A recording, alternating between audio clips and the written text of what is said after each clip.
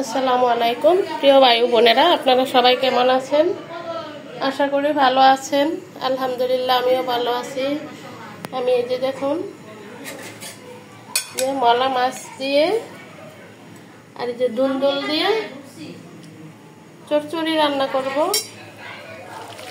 আর এখানে গরুর মাংস রান্না করতেছি পেঁপে দিয়ে।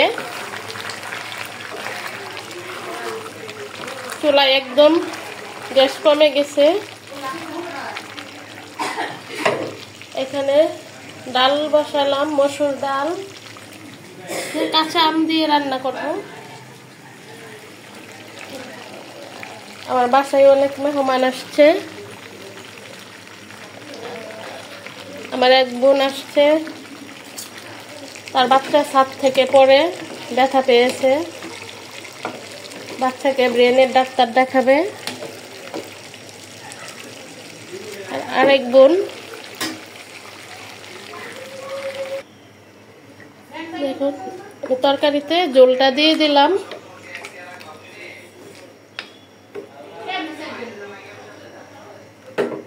আমার একটা বোন অসুস্থ,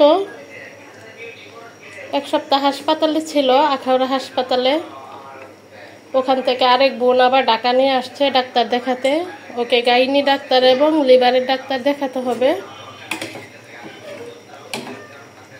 ওরা আসছে, মাত্র আসছে, তাই আমি তাড়াতাড়ি করতেছি। এদিক দিয়ে গ্যাস নেই। এই যে দেখো একজন বসে বসে আম খাইতেছে,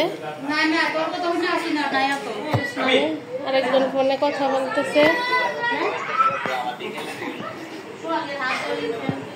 কি হয়েছে?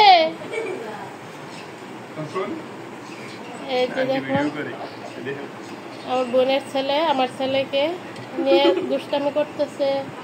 এই যে সামিউল চলে আসছে, সাম্বু, আমাদের সাম্বু টাম্বু চলে আসছে, সাহাদ, এই যে সিয়াম, এই যে আমাদের তুষি বুসি।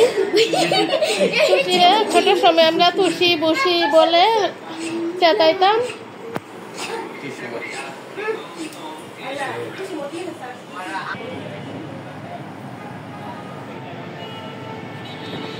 এই যে আরেক বোন গোসল করে বের হইলো, ওই অসুস্থ, ওকে ডাক্তার দেখাইতে নিয়ে আসছে আরেক বোন।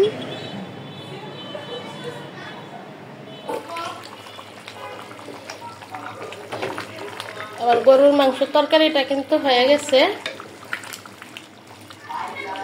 আমি এখন এটা নামাই ফেলবো। এটা নামানোর পর ডালটা তেলে দিব, তারপর আমি মাছের চচ্চড়িটা করে ফেলবো। আমি এখানে আমার মলা মাছের চচ্চড়িটা বসাই দিতেছি।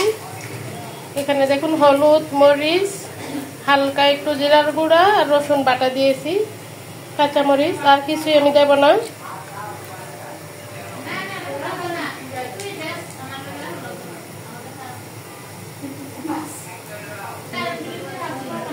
আমি এখন এগুলো দিয়ে দেব।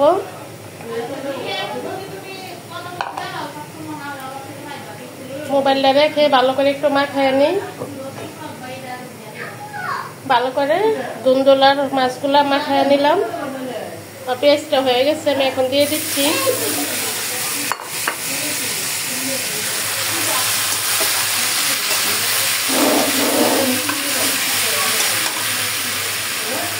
যে দেখুন আমার মলা মাছের চচ্চড়িটা কিন্তু হয়ে গেছে। আমি এখন চুলা অফ করে দিচ্ছি। এখানে ডালও হয়ে গেছে, কাঁচা আম দিয়ে মসুর ডাল। আর এখানে পেঁপে দিয়ে গরুর মাংস রান্না করলাম।